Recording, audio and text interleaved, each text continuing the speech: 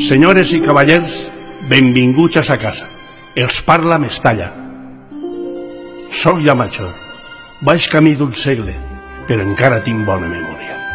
Recorda la gent que està amb mi en els moments de felicitat, però sobretot els que estan amb mi quan més els necessiten. Per això totes les seues cares em resulten tan familiars, perquè caminem junts des de fa 50 anys, i ja ha plogut. Recorda quan vostès començaren a vindre en els 60, de la mà dels seus pares o dels seus iaios.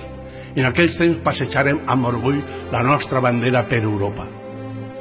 Junts van viure les copes de Fires i la quarta Copa Espanyola amb Mundo com a entrenador. Eren els tres desgolejadors Waldo i Guillot, ben arropats per altres jugadors de la terra com Piquer, Mestre, Roberto. Cada any, com ara, rebíem il·lusionats els joves que demanaven pas, com Sol i Claramont. Di Stéfano es va convertir en herois en la Lliga del 71, encara que es feren patir fins l'últim minut.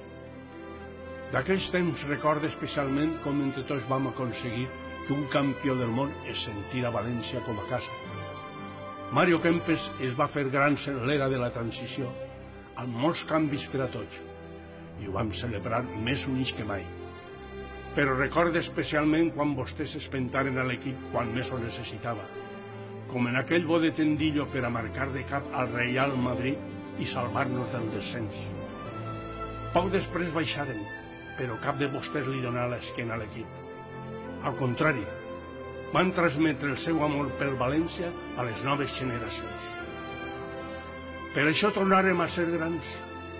Per això els més joves van poder viure la Copa de Mendieta i del Piojo i viatjaren a les finals de Champions.